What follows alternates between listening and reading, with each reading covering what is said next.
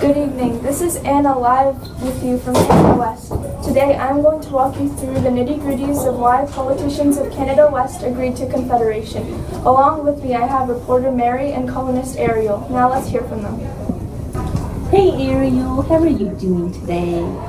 I'm going to ask you a couple of questions. Firstly, I would like to know, what is the Manifest Destiny about, and how is it helpful in joining the colonies together? I'm doing good. And the Manifest Destiny was basically the belief of the Americans that the U.S. would control all of North America. And yes, it helped Confederation happen because we believed that united we would better protect ourselves if the Manifest Destiny were to happen. Cool. Further, I would like you to elaborate on why the railway links played an important role towards Confederation. The need for railway link was a crucial part for Confederation to be successful. The Grand Trunk Railway made the government bankrupt, though it was beneficial in Confederation and building our nation. Not only was it important for trade between the colonies, but also for defense and sending troops to colonies in case of emergency. That sounds good. Adding on to that, in 1866, the Fenians attacked the British North American colonies. So how did Sir John A.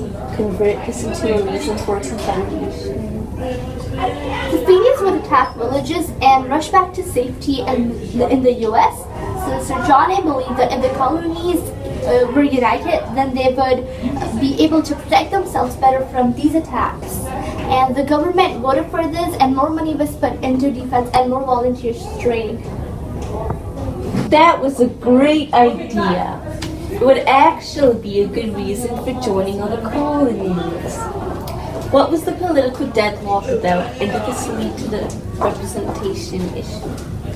The political deadlock occurred because both Canada West and Canada East had the same number of seats in the legislature, that is 65 seats to be accurate, even though Canada West was more populated and both the parties had different ideas in mind, but since both parties had same number of seats, there wasn't a majority and therefore no decision could be made.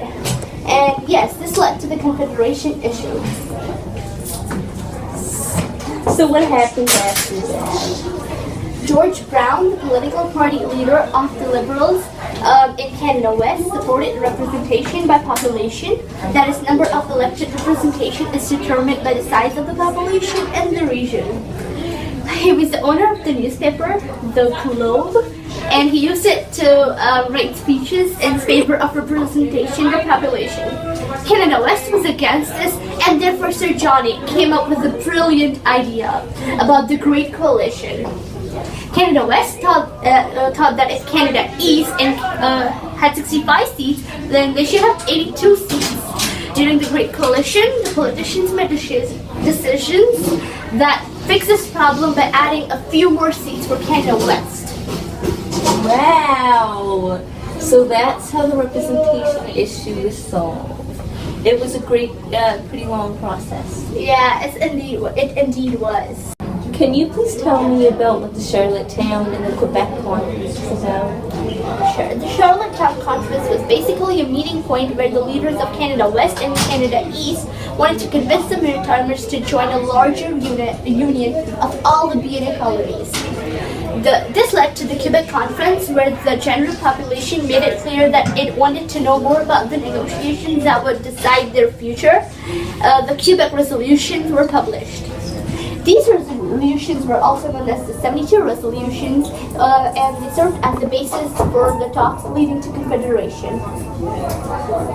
Last but not least, would you like to say anything about your political leaders, Sir John? Yes, I would like to say that, I want to conclude by saying that despite the vigorous and comprehensive social calendar, Sir John A. did much of the actual work on the Constitution. He was the only one in the conference with a background to Constitution law. Because of him, the colonies got united. That is very true.